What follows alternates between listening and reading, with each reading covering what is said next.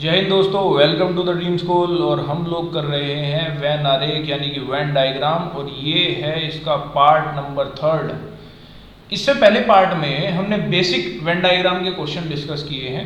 ठीक है कि कोई भी 3 फैक्टर या 2 फैक्टर हमें दे दिए, उनका वैन डायग्राम कैसे बनाना। लेकिन वैन डायग्राम का एक तरीका ये भी है, इस तरीके से भी क्वेश्चन बन जाता है।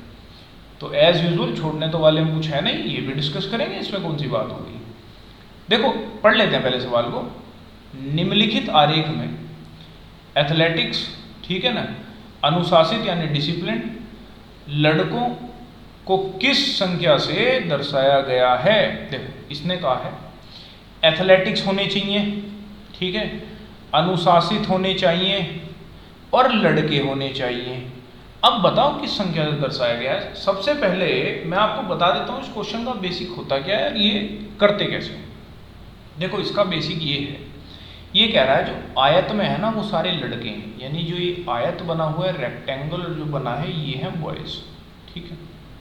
जो गोला है ना, गोला, उसका मतलब हो गया ये एथलेटिक्स है, ये एथलेटिक्स खेलते हैं भाई साहब, ठीक है।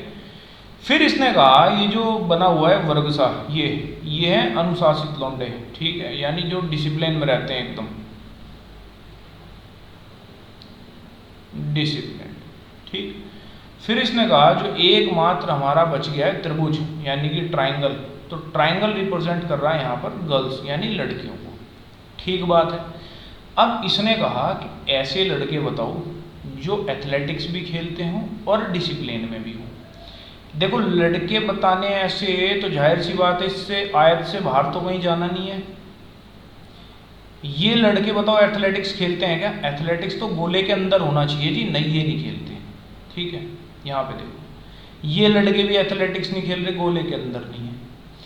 ये वाले जो लड़के हैं, और ये तो लड़के ही नहीं हैं, ये तो आयत से ही बाहर है।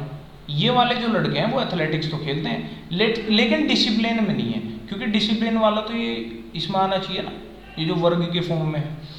यानी कि मुझे ऐसा अक्षर छांटना है जो इन तीनों में मिले, वो तीनों की बात कर रहा है ना। अब आप देखो ये जो 2 है ना, ये इस सर्कल के भी अंदर है, इस स्क्वायर के भी अंदर है, इस रेक्टेंगल के भी अंदर है, यानी कि इसका सही आंसर क्या होगा? Option number B. तो अब हम चलते हैं नेक्स्ट क्वेश्चन की ओर, ये आपने समझ में आ गया होगा।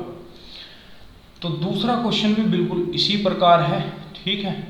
अब हम लोग करेंगे इसका कुछ सॉल्यूशन, देखेंगे वो पूछना क्या चाह रहा है। देखो इस बार इसने खुद से रिप्रेजेंटेशन कर दी कि कौन सा क्या कहना चाह रहा है। बस हम लास्ट वाली लाइन पढ़ लेंगे क्योंकि सारा तो उसने दे ही रखा, ठीक है। आगे देखो, which of the diagram represent the girls, लड़कियां, who are player but not coach, coach नहीं होनी चाहिए। ऐसी लड़कियां बताओ जो प्लेयर तो हैं लेकिन कोच नहीं है साहब, कोच नहीं है। देखो लड़कियां देखो सारी की सारी कौन कौन सी हैं, पी, क्यू और आर, ठीक है। ये लड़कियां प्लेयर हैं क्या? नहीं है जी। ये लड़कियां लेकिन प्लेयर भी हैं, कोच भी हैं, ये भी नहीं चाहिए। तो बच कौन सा गया? क्यू। ये लड़कियां भी हैं और प्लेयर भी हैं, यानी त्रिभुज के अंतर्गत भी हैं और वर्ग के अंतर्गत भी हैं। Option number 2 is your answer. समझ पा रहे हैं आप बात को? अगला क्वेश्चन देखते हैं। तो अब हम देखते हैं क्वेश्चन नंबर 3 और इसका करते हैं सॉल्यूशन।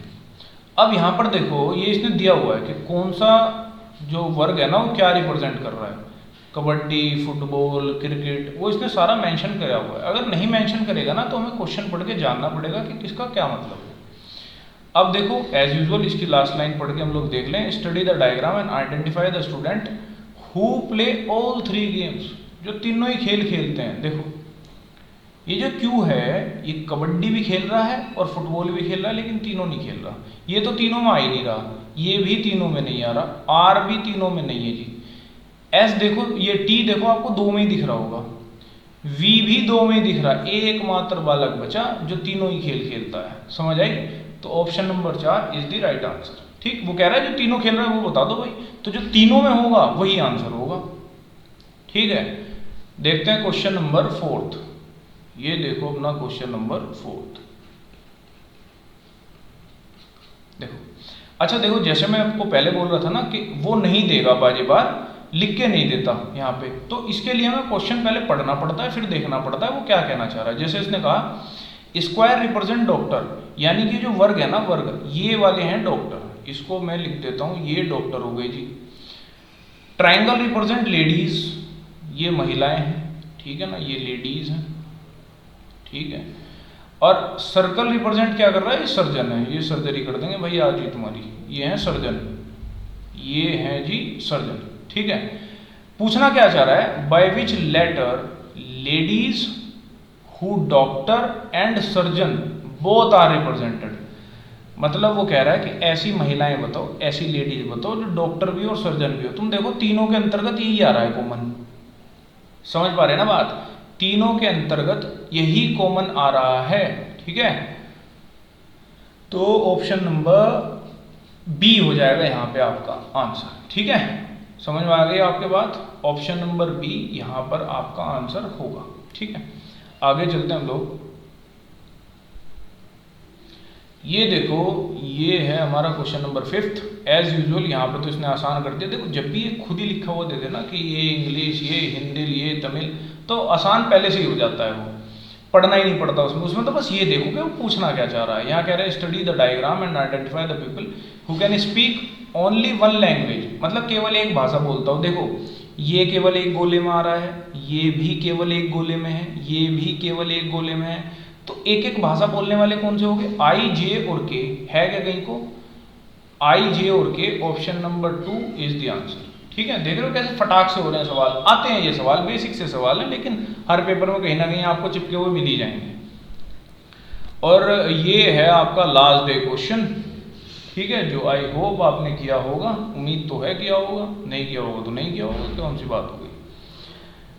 अब देखो जहाँ पे हमें सवाल करने हैं, और सवाल हमें ये दिया हुआ है कि अनाज, अनाज क्या ये होते हैं ग्रेन्स, ठीक है ना, दाने वाले जो है, दाल और गेहूं।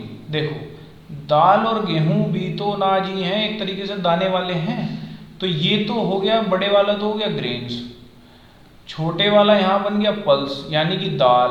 और दाल और गेहूं तो अलग अलग होते हैं भाई, एक जगह तो चिपका नहीं दोगे कि तुम्हारा दाल और गेहूं एक ही चल रहे हैं। तो ये वाला ऑप्शन जो भी होगा वही हमारा सही उत्तर है, ठीक है। मैंने बताया क्यों सही है, उसको आप देख सकते हैं अच्छे तरीके से। और ये है आपका इस सेशन का प्रैक्टिस क्वेश्चन। आपने देखो इसमें मैं नंबरिंग नहीं की, मतलब मार्किंग नहीं की है, कौन सा क्या रिप्रेजेंट कर रहा है। तो आपने सबसे पहले क्या करना है, ये पढ़ना है, पढ़ने के बाद फिर जो वो पूछना चाह रहा है उसके बेस पे आपने करना है आंसर। कमेंट बॉक्स में आंसर करना कतई ना भूलें, ढंग से कर दें उसको, ठीक है। Okay then, this is the end of this video and thanks for watching.